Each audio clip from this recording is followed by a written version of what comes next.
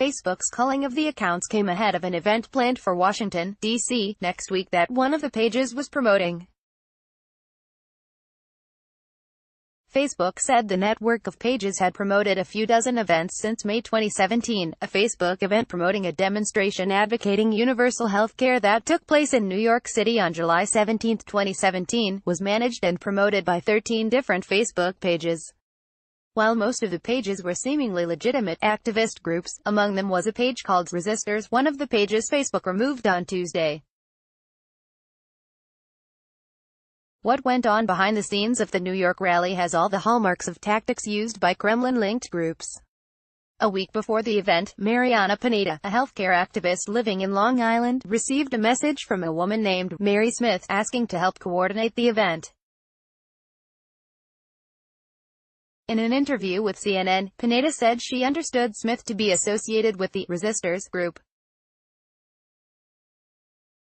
Smith, whose profile photo showed a young black woman, said she was given Pineda's name by another activist, and she asked Pineda if she could step in and help run the event. Pineda, who is affiliated with a number of healthcare advocacy groups and campaigned for Bernie Sanders in 2016, agreed, saying it's not unusual for activists who have never met to communicate online to coordinate events.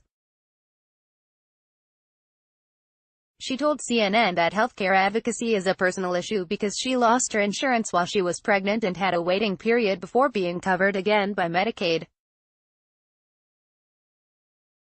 Smith asked Pineda to look into getting permits for the rally, and when Pineda mentioned they would need a sound system for speakers at the event, Smith offered to send her a megaphone in the mail.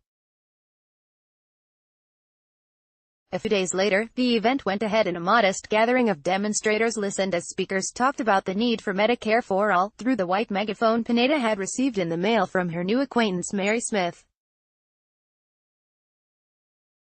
A few days after the rally, 24 roses were delivered to Pineda's Long Island home, apparently a thank you for her help in coordinating the event, first a megaphone, now 24 red roses. You really know the way to a socialist girl's heart, lol, Pineda posted on Facebook at the time.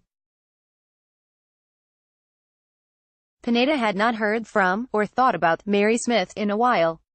After CNN contacted Pineda on Tuesday, she said she found Smith's account was no longer on the platform.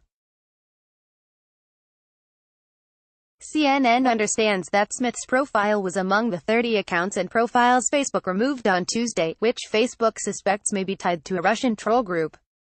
When asked if she was concerned she may have unwittingly been communicating with suspected Russian trolls, Pineda told CNN, "I haven't been fooled by Russians. One particular group may or may not be tied to Russians," and pointed out that many real Americans and legitimate activist groups were also involved in the demonstration and that Facebook hadn't conclusively proved the accounts were Russian.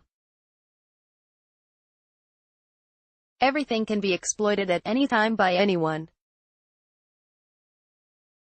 You could be a part of an organization and you could be infiltrated by police officers that are looking to gather intelligence if they think that you're going to be doing a disruptive event, she said.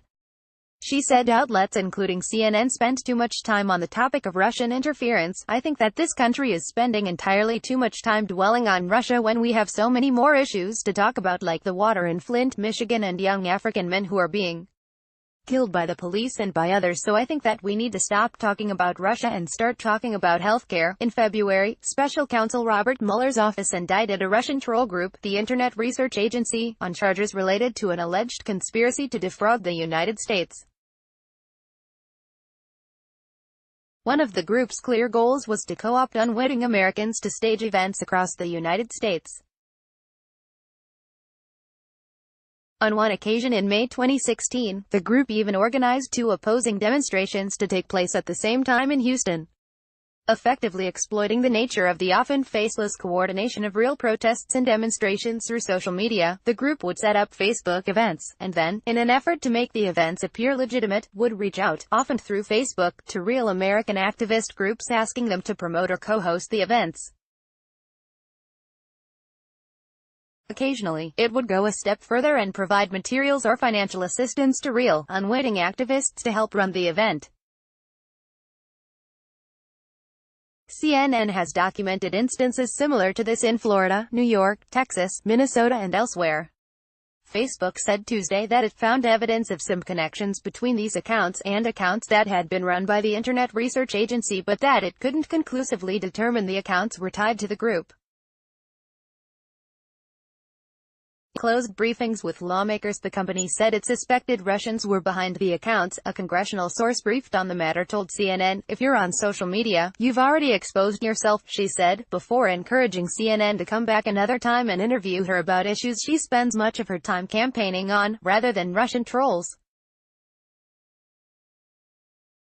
"I'm having my healthcare justice working group meeting on August 4th at Panera Bread, so we welcome Russians, we welcome communists, we welcome socialists, because this Russia hysteria has to stop." Clarification: this story has been updated to reflect that the New York City event took place in 2017. CNN's Lillian Donahue contributed to this report.